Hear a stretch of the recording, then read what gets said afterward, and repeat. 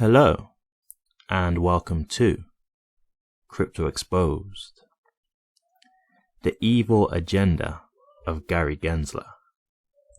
You know, off the back of seeing the new lawsuit that's been filed to Bittrex, and I've seen that he's labeled 6 other tokens now as securities, it's just really got me thinking and just starting to wonder about what the big agenda is behind all this. And I'm going to be honest, I'm not really a conspiracy theorist. I'm not saying that I don't ever believe conspiracy theories, but I do like to see facts. I'm not someone who will just jump to any kind of theory. But it does start to make me wonder if there's a bigger thing at play here. And the reason why I say that is because Gary Gensler had a very different approach to crypto just a few years back. And it seems very strange how now he's got in this position. Suddenly he's just on an absolute rampage to just tear down the crypto industry. And I'm just trying to figure out if this is something that he genuinely wanted all along, or if there's a bigger thing at play here. So, if you don't know who Gary Gensler is, which I'm sure you all do if you're in the crypto space, because he's the guy who's trying to destroy it. There's his big evil mug right there that you can see, looking very smug as well. But yeah, I want to just quickly show you just this here, Gary Gensler MIT. I'm not going to play any videos or anything like that because of copyright issues, but if you guys look at this on YouTube, he did a whole class discussing cryptos. And he speaks about numerous cryptos in this. But even just the way he speaks about crypto technology, it's actually quite positive. He's not talking about all cryptos are securities and, that kind of thing. He's not seeming like he has any kind of hostility for crypto. Like he talks about it being very progressive, and, he seems like a supporter of crypto. Yeah. But the position that he's taken since he's got in to power of the SEC has been the complete opposite. And it does just make me wonder, is this one of those things where you go into the position thinking that you want to do, certain things that you want to do, but then you realize, okay, no, that's not where we're at the moment. And you get kind of told, yes, you're the face of the company, but really the puppet master's pulling all the strings. We'll tell you how we want things to progress, and you just go along with that, right? Because to see someone who's he's not an idiot, right? Gary Gensler isn't stupid. So when he's doing these lawsuits, this is a calculated play. This isn't someone who just hasn't got a clue what he's talking about. And so there has to be an agenda here. There has to be a reason, because this kind of action that he's taken is only going to destroy crypto within the USA. It's only going to hold the technology back, and it's going to make people want to go elsewhere. And yet they're still continuing on with this overreach that they're doing and just stifling the crypto industry. And so, in my mind, I've said this all along, and I will continue to say this. I believe that this is a power play. I believe this is all to protect the legacy financial system. I think the legacy financial system is too engraved within our society to want to see that fail. I think there'd be a huge problem if banks did fail, because as I've said when I've discussed other banks that have currently had issues like Silicon Valley Bank, most banks, if they were to have a bank run, would not survive if all the customers really did get together, because the way they operate is under fractionalized banking, right? So they don't have to have the full amount of customers' money readily available. They can actually use other people's money to borrow out to other customers, and that's how they continue to make their profit. So if there really was a huge bank run on all of these banks, they would not survive. And it makes me wonder if this is a thing where they're trying to protect that system and that infrastructure.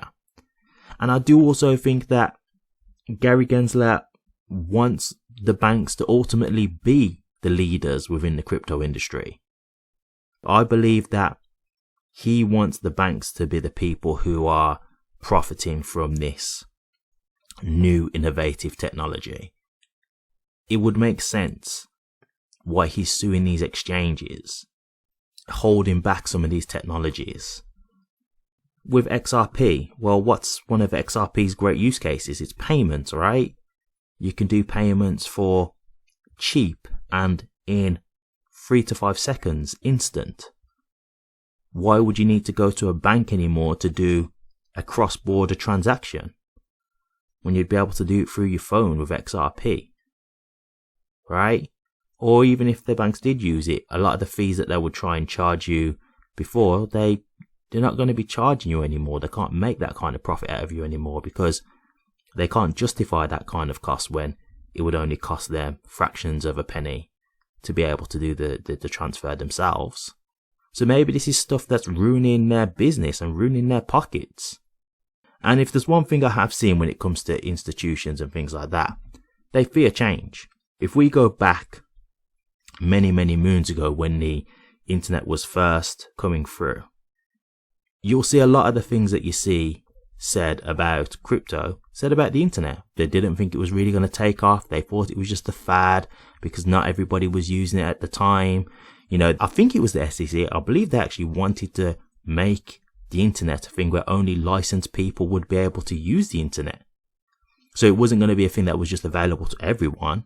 It'd be set for, I'm assuming, people with, you know, high wealth or in high positions. Now imagine if that had have been the way. If we look at how prominent the internet is in our daily lives now and the things that we can do through the internet, how incredible the internet is in our lives. And now look at what he's trying to do with crypto. So think of where we are now with technology and think of where we could be with crypto in another 5 to 10 years. But if Gary Gensler gets his way, how is that going to happen? And this is why I agree that we need to stop this at this point. I don't know how, and I'm not saying that we can, but we definitely need to fight against it. Because this agenda that he has is not good. It's not good at all. And ultimately, America is going to suffer from this. They will, because companies will just set up shop elsewhere rather than dealing with all of the backlash that they get for operating in America. So all the potential profit and innovation that they could be getting right now, being leaders in the crypto space, they could be ahead of the pack, leading the way. And I do think that is going to haunt them in the long run if they keep this up. I don't think it's going to be beneficial for them at all, because when all the companies go to other countries who are more crypto friendly, America will be behind and they will be out of the loop trying to play catch up. So I really don't think this is a good idea. So this is why I don't understand the overall play here. Like, yes, maybe they're hoping it's going to be some kind of fad and it's something that they can control, but the cat's out the bag now, right? The genie's out the bottle. We can't put it back. I don't believe crypto is going anywhere at this stage. So it's evolve or be extinct. And there's only so long they can keep holding this back, because other places will adopt it. People will rebel and just continue to use it. And slowly but surely it will get more and more adopted, whether they like it or not. So I think they know this, but the plan that they've got is clearly just hold back as much as they possibly can. But I just have to say it's strange, because even when you look at Ethereum, and I'm not an Ethereum hater, I've got no issues with Ethereum, but we can clearly see that Ethereum did an IPO and they've had no issues. So what exactly is the play there? I mean, I will say, granted, Gary Gensler has now avoided saying that Ethereum isn't a security, so it would seem that there are different opinions, and it will seem that Gary Gensler may actually have intention to go for Ethereum in the future. But even so, at one point, Ethereum was protected. So you can see the hypocrisy here and the corruption. Now, I will just say this. I agree with everybody else. I think we need to get Gary Gensler out of here. But I do have one concern at this point. If we do get rid of Gary Gensler, will he just be replaced by another Gary Gensler who's wanting to do the exact same thing? I mean, if you look at the previous person who was in charge before Gary Gensler, which was Jay Clayton. You know, Jay Clayton was the one who put the Ripple lawsuit out. He's the one who sued Ripple on his last day before he left. And there's a video of him talking about regulatory clarity, and he was pretty much saying the same thing as Gary Gensler, saying there is regulatory clarity. And he actually said, like, they said to him, what if crypto companies decide to go because, you know, they can't get clarity here in America? And he said, good riddance. So how do we know that even if we do get rid of Gary Gensler, he's not just going to be replaced by a like-minded person or another puppet who's just going to do what he's told or go on the personal rampage that Gary Gensler is doing? So that's my concern. How do we stop this altogether? Is it just Gary Gensler, or is he just being sent the orders and he's just following the orders? It makes me think. But either way, the agenda does need to be stopped, because they're destroying the future technology that will be prominent in our lives. But what do you guys think? Do you agree? Do you think Gary Gensler needs to be stopped? Do you think he is on a personal rampage with crypto? Do you disagree? Let me know your thoughts, guys. I'd be interested to hear.